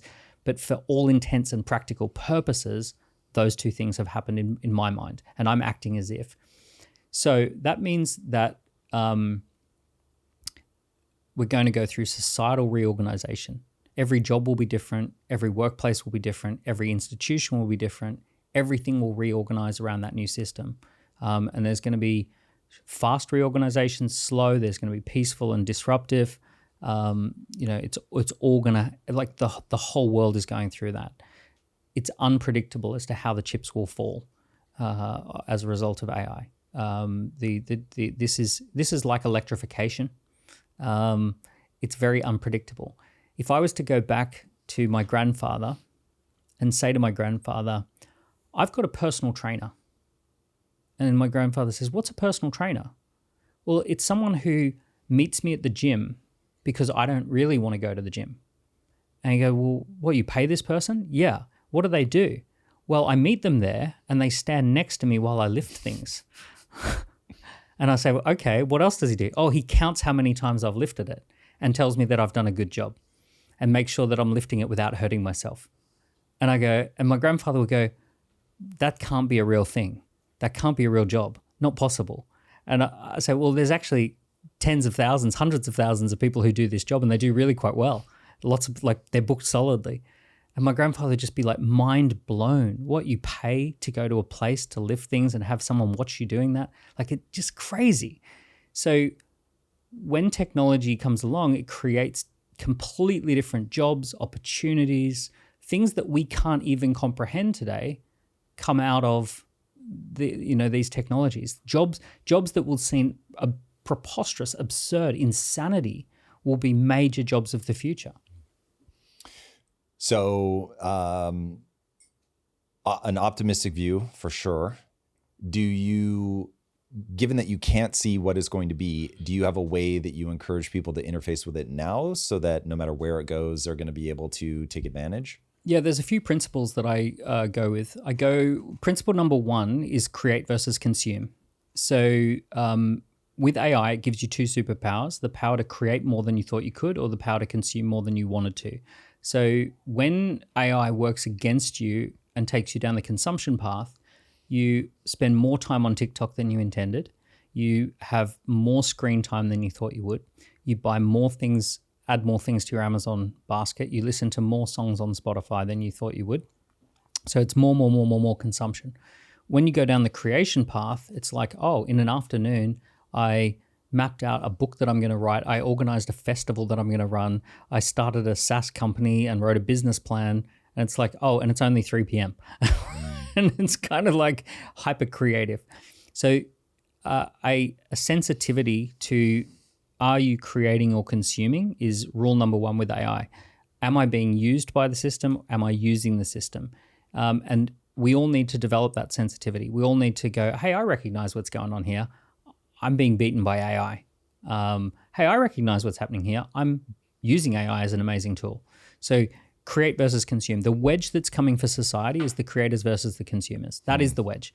So essentially, we're going to have this societal wedge where a bunch of people say, 2% of people go, I'm going to be hyper creative. I'm going to have a plural career. I've got 7 major projects on the go at any given time. All of them are 7-figure projects, and they're all epic, and I make $1 million a month, and like it's easier than ever to do that. That's 2% of people. And then there's the consumer wedge, which is, oh, I just sit around watching stuff and listening to stuff and feeling like I'm, disempowered, but somehow there's always stuff to do. I don't know where the day goes, but I'm dragged down this rabbit hole.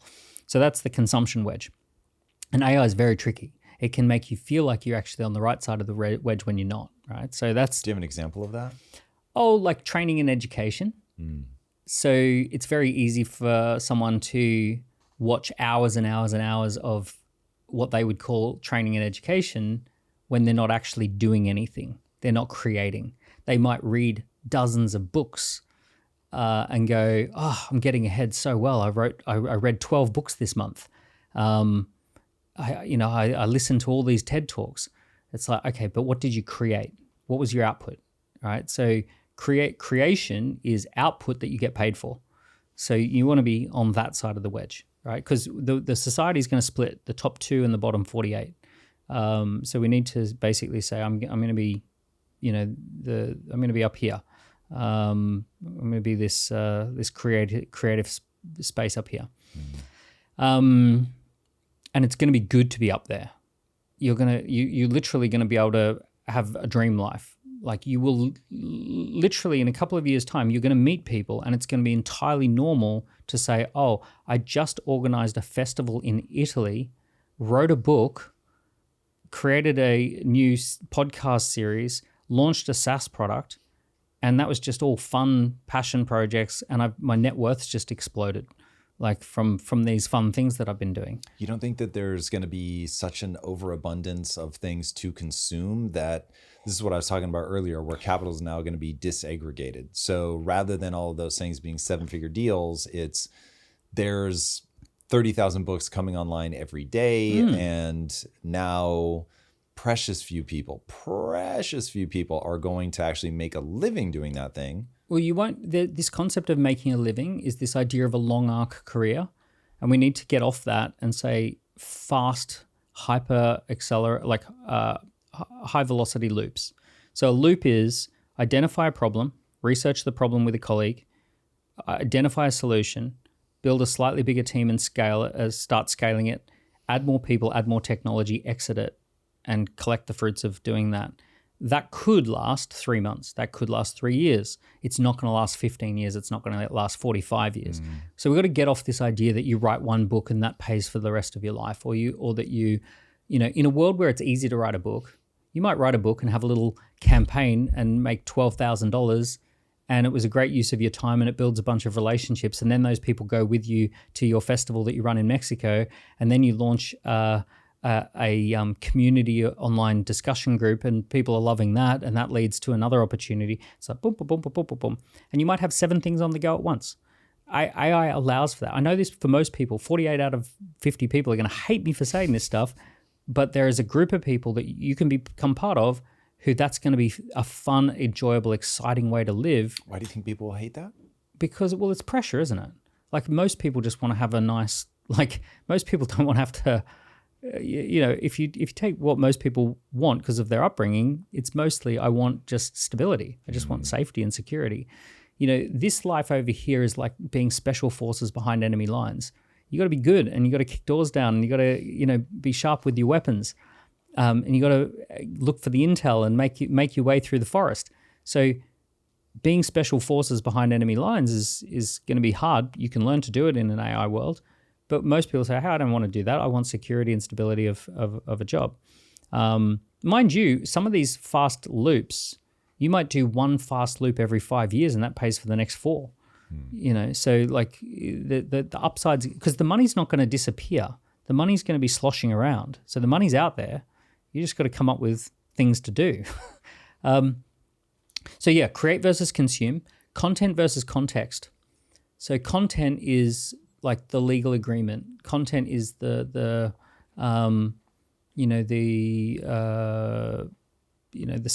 stuff, the marketing copy. Context is understanding the big picture of why we need a legal agreement, understanding the big picture of why we needed that marketing content. So AI is phenomenally good at content, but not good at context. It's really, really good at giving you a legal agreement if you tell it why you need it and what you need and what you're trying to do. Very, very bad at telling you the bigger picture and like executing and holding it all together as it currently stands. So humans need to be kind of context versus content, and thinking about like the bigger picture of knitting these things together. So that's another way to think about it. So given people's desire for steady state stability, do you have a sense of, because you said that you also see societal problems coming, how do you see that playing out if people want stability, but what they get are hyperloops? For the vast majority of people, by the way, when I say how I see it playing out, this is not an endorsement of the way I want it to be. And it's really important that I say this. I'm not saying how I hope it plays out. I'm responding to what I'm seeing. So I'm about to say something that everyone's going to be angry at. But this is not me saying, hey, this is how I would design it. Right. It's like me saying, this is what I see unfolding. And I'm not like endorsing it. I'm just saying this is what I see unfolding. For many, many, many years, hundreds and hundreds of years in the agricultural age, we used artificial intelligence to automate most of the value in society, and we called it soil. So that you plant a prompt into the soil, which is a seed, and out comes something of greater value, which is wheat. And planting prompts, collecting wheat was the job of most people. And the vast majority of value was just automated into existence. People worked, I think, 154 days a year on average, and they worked 5 hours a day on average. And in certain places where the climate was consistent, you actually had plenty of abundance of food, and it was automated into existence. Now, we didn't know how that automation worked. We didn't understand how a seed turned into wheat, but we could still use it. So it was like a God force that we just prompt, and then we receive output. Prompt, hallucinate, right? Prompt wheat, get wheat. Prompt wheat seed, get wheat. Prompt tomato, get tomato. Prompt tomato bush, get a tomato out, right? So, but you can see that it's automation. Most of it's automation. You're just waiting for it to happen, and you don't even know how it happens. You just know that if you prompt it, you get the thing. In that society, we had a lot of haves and have-nots. We had kings and we had serfs, because the kings owned the soil. They had the means of automation. So the automation was there, and they owned it, and therefore they were supremely wealthy on a completely godlike level. And everyone else was dependent upon prompting that artificial intelligence to give them what they wanted. However, there was actually surplus value. They didn't have to work anywhere near as hard. And what emerged was a culture of meaning, but the meaning was based upon festivals. So everything was all about having a birthday festival, having a wedding, having a spring equinox festival, having a festival or a feast. So it was community-based. When they coordinated their labor, it was to create something of great meaning, which would be a church, a chapel, a massive cathedral. And it could have even taken 10 generations to complete, where you actually had 200 years for the construction of a cathedral. But it wasn't a paid thing. It was we have so much surplus value, we're all going to work together on producing something that is massively meaningful that we all work together on. So this is not a new way of humans living. This is a very, very ancient way of humans living. If anything, we lived differently for 200 years, and for thousands of years, we had automation at the absolute core of our economy, and we had meaning derived from festivals and community and monuments. So what I see happening, I think we've created digital soil, which is AI. It's going to be owned by a few people who are going to be the new kings and dukes and lords. The vast majority of people will experience a surplus that comes from all this automation. That is really interesting. I have never heard anybody talk about soil like that. Okay, super fascinating. So you don't worry about a meaning crisis post AI because we've already had a similar thing, and we lean into the rituals and but those things there'll are all definitely tied to something. there'll definitely be a period of time where there is a meaning crisis because we've raised people for 50 years who are alive, and we've raised people for decades to say your meaning comes from working at Coca-Cola. Your meaning comes from getting that corporate promotion. Your meaning comes from moving from the 19th floor to the 23rd floor with a nicer office. So all these badges of meaning that we condition people to have, these things become meaningless, and then there's a crisis of meaning. But historically, on the long arc of history, that is not where we got our meaning from. No one derived their meaning from their work. They derive their meaning from their family. They derive from their relationship with God, from their building of a monument, from community and festivals. Festivals were a massive thing, huge thing. Interestingly, I'm friends with some trust fund kids and some people who are post-economic, post-exit. They spend an enormous amount of time traveling around going to festivals. So like every month is a festival.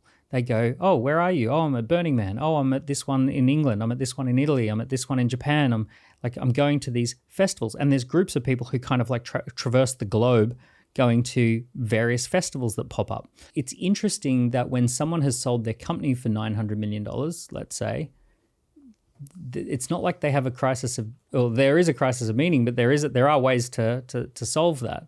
I think we will go back to festivals and monuments and probably spirituality, all of those sorts of things. There are definitely long arc of history ways that we've solved this problem that have lasted a long time. And you don't think anything changes for that when we're hyper connected? Like that when you can't explain the rain, or you can't explain like a thunder and lightning storm, so you come up with mythology and there's nobody there to be like, no, that doesn't make any sense. You're not worried about hyper derangement of people don't fall in love anymore. All their friends are AI. They're sleeping with a sex bot. It's interesting, Daniel. You're really like making, I find myself dwelling in the darker sides of my psyche because you carry the optimistic weight for me, which I appreciate. There'll definitely be all of those things. There's always, but not in an amount that you're worried about. I'm concerned. But Stoicism dictates that you can't concern yourself with things that are out of your control. So I can hypothesize about individual circumstances that might happen, but unless I'm confronted with that individual circumstance that is happening, then it shouldn't be a great amount of my time that goes into it.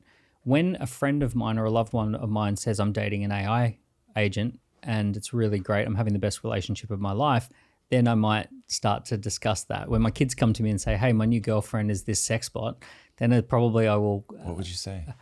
So what's her name?